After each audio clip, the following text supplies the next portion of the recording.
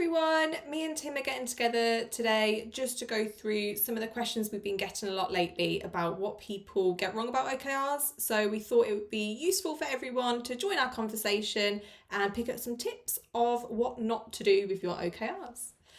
So should we get started, Tim, and just have a bit of a chat? Fantastic. I think, yeah, that sounds good. Joe, the first one that we've got written down is people wanting to use OKRs for absolutely everything. So special projects, innovation, change, but also BAU and like hygiene, keeping the lights on. So what would you say to people in that situation? Yeah, so we would consider that to be a bit of a problem because what's going to happen is if you're using your OKRs for everything that's going on in the business, so as you said there, your hygiene, your everyday activity, you're going to start to get blurred lines between what's driving the business forward, so those step changes, that big stuff, and then what's actually just keeping the lights on.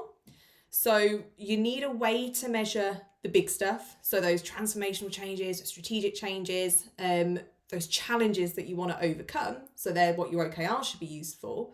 But then you also need a way to just understand if you're ticking along quite nicely. So, how do we know that we're in a good position? Well, you can use KPIs. So your key performance indicators that will just measure everything that's going along nicely. So that's something that we come across, really, people using them for everything, and it just starts to dilute that focus. Yeah. We really like the analogy of thinking about your KPIs as your car dashboard. So your speedo, your fuel gauge, your oil temperature, and then your OKRs as your sat nav. So in that scenario, imagine that you're going somewhere totally new. You've never been there before, and you need really detailed support on how to get there. So your sat nav or your OKRs in this analogy are going to tell you how to get there, potentially how long it's going to take you to get there, maybe your distance that you've got left as well, and maybe when you're going to arrive as well. And that is totally different to looking at your car's dashboard that tells you whether you've got enough fuel, whether you're going fast enough, or too fast potentially as well, or whether there's anything else that's potentially wrong with your car, like the oil temperature's getting too hot. And if any one of those things on your dashboard becomes an issue, you can put a new address in your sat nav to take you to a garage, take you to a mechanic if you needed. You would change your direction temporarily, and then once that was all fixed, you'd go back on course. And that analogy really goes nicely with OKRs, because your OKRs are there to help you chart a totally new course, and your KPIs are there to make sure that you can achieve that journey safely without breaking down on the way. Is that fair enough, Joe? Yeah, and I think as well, something you touched on there is good to bring up about, if you go if something's an issue, like you're going to go to a garage or whatever to get them back into the green, you can do exactly the same with KPIs. So if your KPI is becoming an issue, something like churn or whatever that might be, you can then get that spotlight of an OKR on it for a quarter or however long you need to, get it back to the green, and then it can just move back into the KPIs. So you don't need to have it in an OKR forever. So yeah, I think that's well explained, Tim, I would say. Thanks, Joe. That's very kind. Thank you. I think we've covered off that first one quite nicely. Should we move on to the second question? Yeah, let's take a look. So what I've got here is the cascading OKRs. Yeah, yeah. Um, so yeah, I mean with cascading OKRs, we see that as a problem because really what that's doing is it's just you're just giving people objectives. You're almost, we've seen it be done where actually somebody's key results then become the next layers down objective. And again, that's all you're doing there is directing people underneath you. It becomes very hierarchical and there's no room for autonomy, innovation, because you're just cascading all those things down.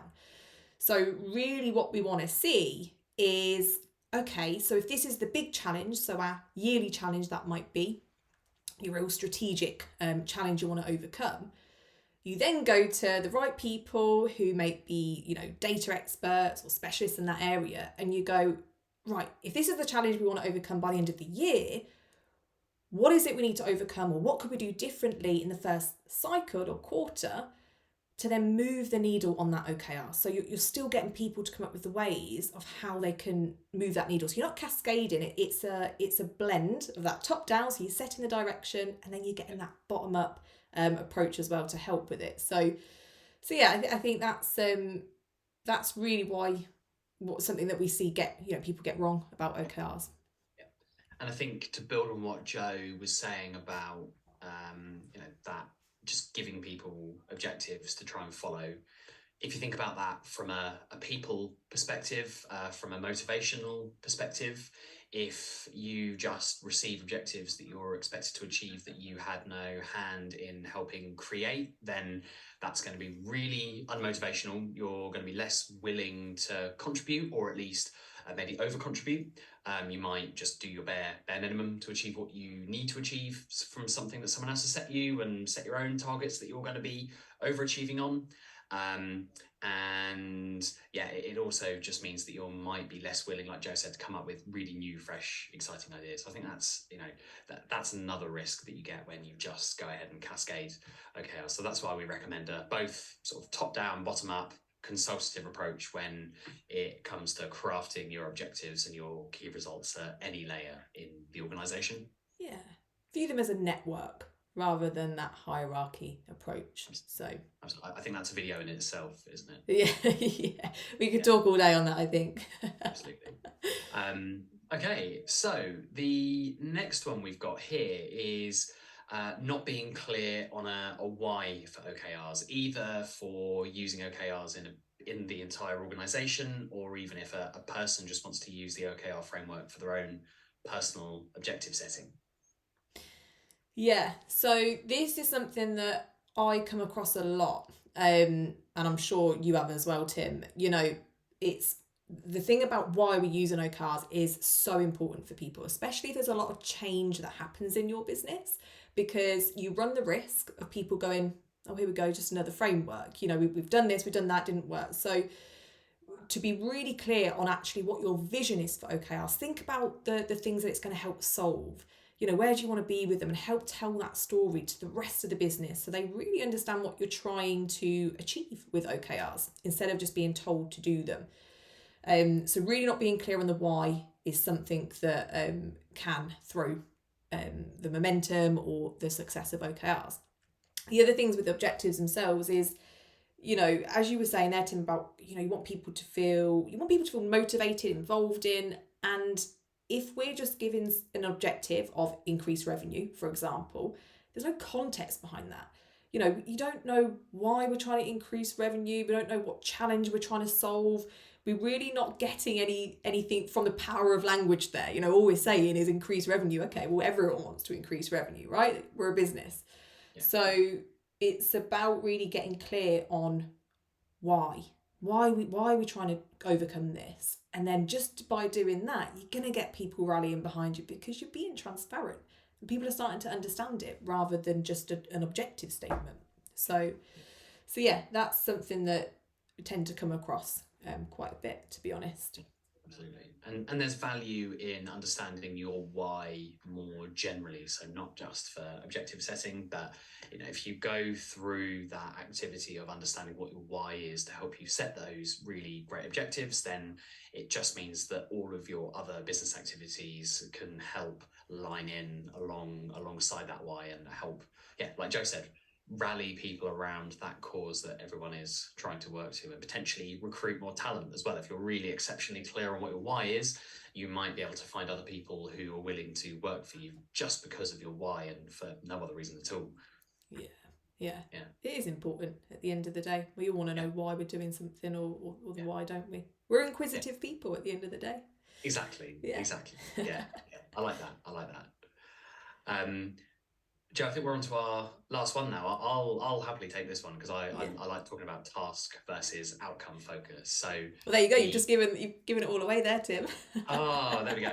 So this next bit we're going to talk about being task or outcome focused. So one thing we see a lot of, and there's definitely good reasons for this, it's quite a comfortable place to be in, is people setting themselves task-focused objectives. and also potentially task focused key results as well, that are very binary and just rely on a person achieving a very sometimes difficult, sometimes straightforward task, but it's achieving a task nonetheless. What we would prefer, and I'll come to the why shortly, is we would prefer an outcome focused objective or a key result. And the reason there is that it means that you can measure your progress. So if I were to set myself an objective on, to take Joe's example from a previous section about achieving revenue, my task might be meet budget for the year. Or Joe, I'm sure you've got you might be able to come up with a better task focused objective or key result for here. But you know, set yourself something that's just very task focused. Do this, have achieved this by the end of the quarter, versus something that you can measure your progress against, whether that's using something like a milestone. So if it was a project, you might set yourself, break that down into 5 different sections, or if it's revenue, you might aim for a very large number and you can measure your progress against that. But we'd always prefer to set outcome focused objectives or key results than just the binary yes or no task focused objectives or key results.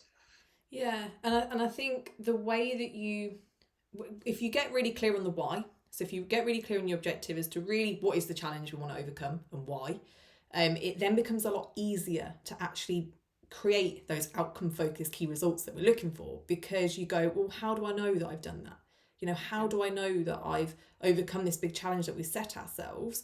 Well, this is the impact that we want to see.